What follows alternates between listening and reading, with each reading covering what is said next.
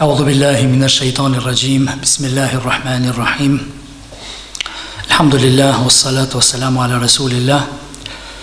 Fillimisht falenderojmë Allahun xhallal shanuhu, dërgojmë selavat pejgamberit alayhi salatu wassalam. Të nderuar besimtar, më lejoni të përshëndes stafin drejtues dhe realizues të këtij emisioni, si dhe të gjithë teleshikuesit tanë të cilët na përcjellin këto momente të këtij muaji të madhreshëm të Ramazanit. T'ju përshëndes me përshëndetjen e bekuar islame. Assalamu alaikum wa rahmetullahi wa barakatuhu.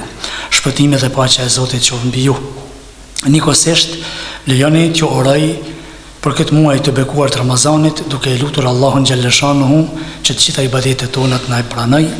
Inshallah agjërimit na e lësoj, shpirtrat tanë të na i pastroj, familjen tonë thjesht edhe matutje të na unifikoj, edhe të gjithë besimtarët tanë kanë botës t'ju largoj problemet edhe të lashet cilat i kanë.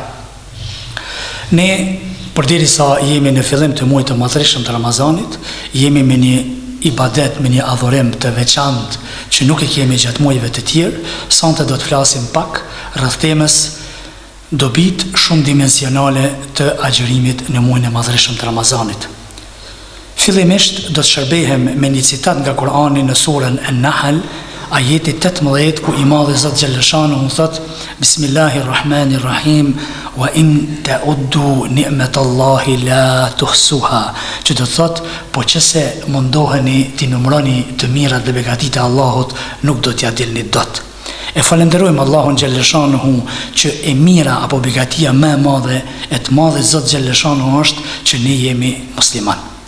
Pa dyshim, begati tjetër është që jemi ummet i Muhamedit alayhi salatu wassalam. Gjithashtu begati tjetër është që Allahu i madhruar na nderoi me obligueshmërinë e muajit të madhreshëm Ramazan.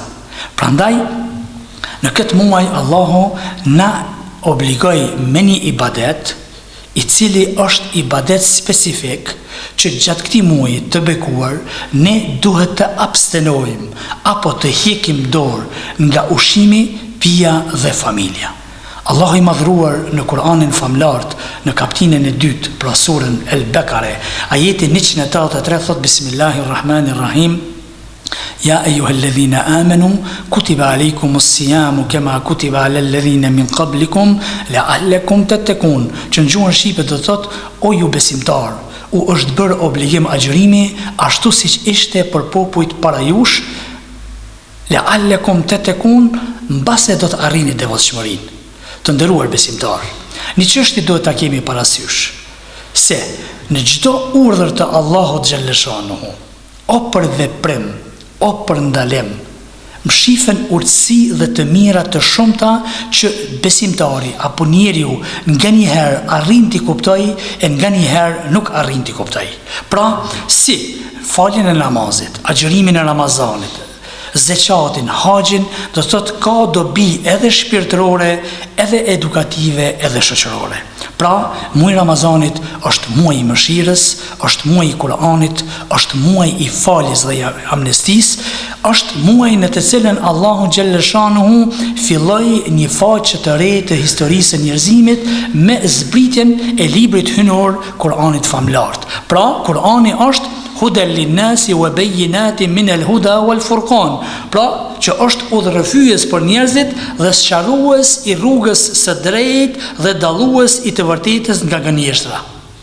Pikërisht, për hir të zbritjes së Kur'anit, për hir të madhërisë apo madhështisë së fjalës së Allahut xhallal shanuhu, që filloi me zbrit në këtë muaj të bekuar, Allahu xhallal shanuhu dashti që ky muaj të jetë muaj i ibadetit, do thotë një muaj i tërësishëm që besimtarët do ta kalojnë në ibadet. Pra, agjërimi nuk është vetëm përmbajtje nga ushqimi dhe pija, po është përmbajtje nga të gjitha veprimet dhe veset e liga. Pse?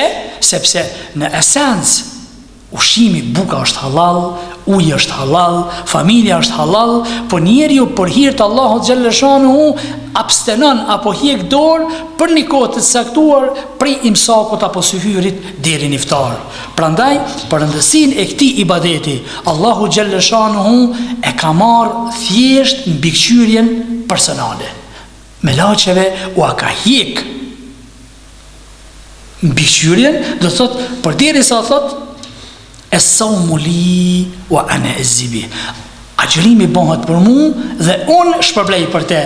Prandaj na tregon një hadith pejgamberi alayhi salatu wasalam që e transmeton Selman el Farisiu, thot pejgamberi ynë në natën e fundit të muajit Shaban thoshte: O ju njerëz, po ju vjen një muaj i madhështor, një muaj në të cilin një natë është më e vlefshme se sa 1000 muaj. Allahu xhalla shanuhu e ka bën obligim agjërimin gjatë këtij muaji, ndërsa namazin e taravive e ka ba sunet. Ai i cili e agjeron, ai i cili e kryen një farz gjatë këtij muaji ka vlerën sa 70 farzeve jashtë këtij muaji, ndërsa ai i cili e kryen një sunet e ka vlerën e një farzi. Do thot, ky është muaji i durimit, e për durimin nuk ka shpërblim tjetër përpos xhenetit. Ai i cili jep iftar ndokujt, Allahu xhalla shanuhu e shpërblen me shpërblimin e atij që ka agjëru duke mos ja zvoglu shpërblimin e tij.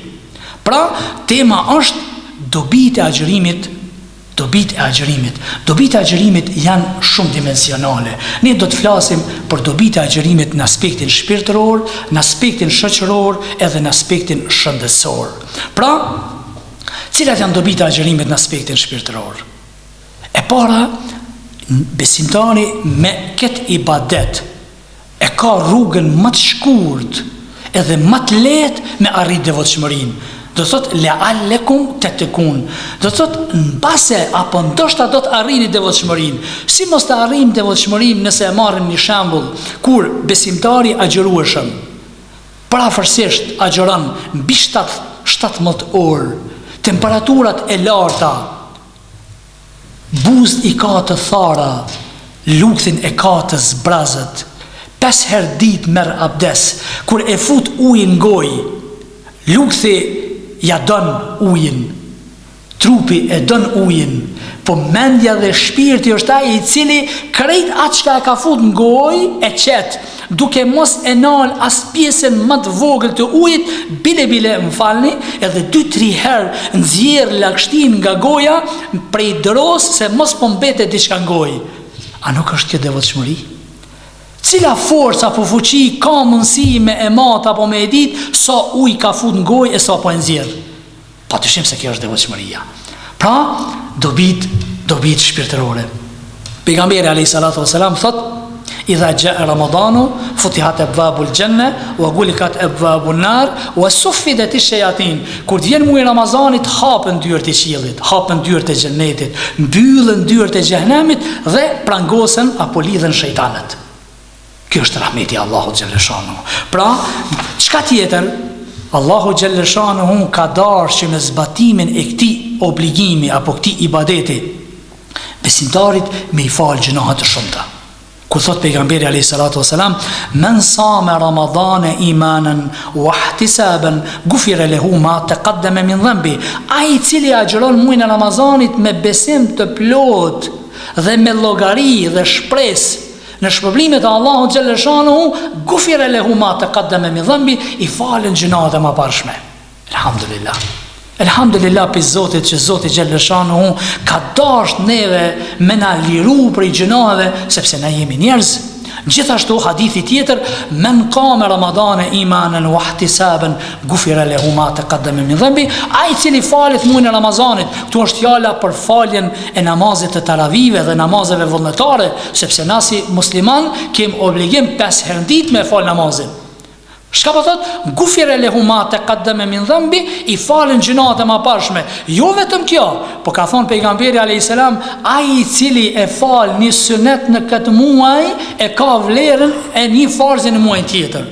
Gjithashtu ka dashur i madh Zot xhalla shanuhu me një hadith tjetër që na tregon pejgamberi alayhis salam me na pastrun aspektin shpirtëror: "Es-salavatul khams wal jum'atu ila al-jum'a wa ramadanu ila ramadan mukaffirat lima bainahunna idha ijtanabat al-kaba'ir." Që do thot 5 kohët e namazit, xumaja deri në xumën tjetër, Ramazani deri në Ramazanin tjetër, janë larësi, janë shlyrësi, janë falëse të mëkateve, nëse jeni ruajt për mëkateve të mëdha. Apo e sheni çfarë dobi shpirtërore? Gjithashtu pejgamberi a.s.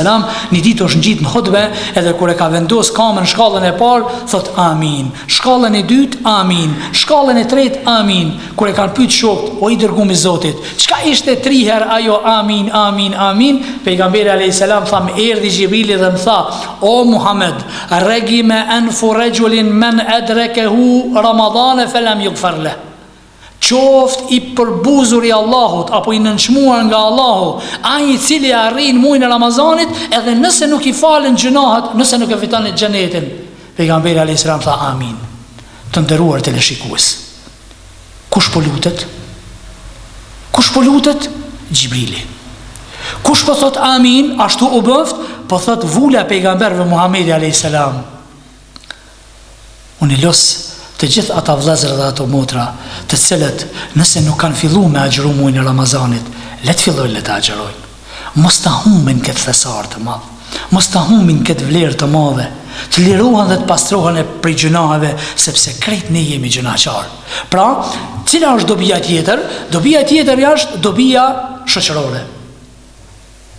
Muslimani nuk ka për obligim apo obligueshmëria e agjërimit nuk ka të bëjë vetëm me hiq dorë nga ushqimi dhe pija, por duhet me hiq dorë nga veprimet e pahijshme. Pejgamberi alayhis salatu wasalam thot: "Men lam yada qawl az-zuri wal amal bihi falaysa lillahi hajatun fi an yada'a ta'amahu wa sharabahu."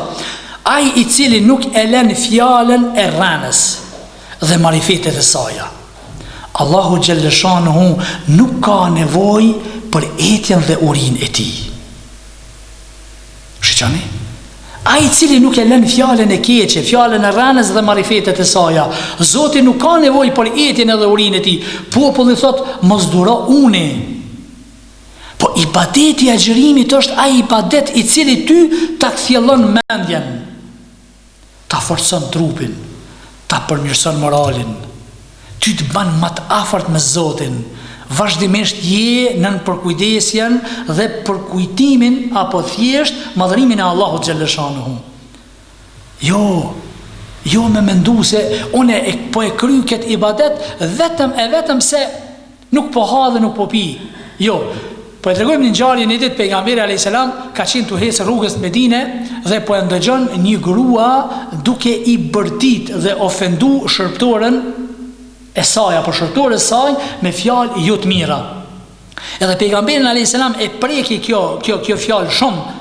Dhe kur e pa kjo grua pejgamberin alayhis salam po i thot: "Selamu aleikum ya Rasulullah." Shpëtimi dhe paqja e Zotit qoftë o i dërguar i Zotit. Pejgamberi alayhis salam tha: "Aleikum assalam." Tha: "O zoj, a nuk i agjërueshëm?" Tha: "Po i dërguar i Zotit, jam agjërueshëm." Pejgamberi alayhis salam tha: "Si ka mundësi me dalë të fjalë nga goja jote përderisa ti i agjërueshëm?" Është mesazh se kur ti je i agjërueshëm, që ka thonë pejgamberi alayhis salam, nëse jeni me agjërim edhe ndokush të ofendon apo të shan, kul inni saimun, thuj unë jam agjërueshëm, ti fol çka dush, unë jam agjërueshëm. Ndërsa për dobi tjera, dobit shëndetësore, unë nuk do të flas sepse këtë fjalë këtu e ka fjalën shkenca e mjekësisë. Veç do ta përmendi një hadith pejgamberit alayhis salam ku thot: "Sumu tasihu", agjëroni e do të shëroheni. Në fund, e lut Allahun Gjellëshanuhu që të jemi prej atyre besimtarëve vepërmirë, të cilëve ibadeti i agjërimit do të jetë ai i cili neve do të na ndryshon sjelljen tonë, do të na përmirëson moralin tonë, thjesht do të na ngrit në aspektin shpirtëror familjen tonë. E lutim Allahun Gjellëshanuhu që mos dalim duarfat nga shpërblimet e shumta që Allahu Gjellëshanuhu ka përgatit për këtë muaj të madhreshëm, që thot pejgamberi alayhis salatu wasalam, sikur ta din ummeti im vlerën e muajit të madhreshëm të Ramazanit, do të kishin me dashur që krejt viti të jetë Ramazan. Wassalamu alaikum wa rahmatullahi wa barakatuh.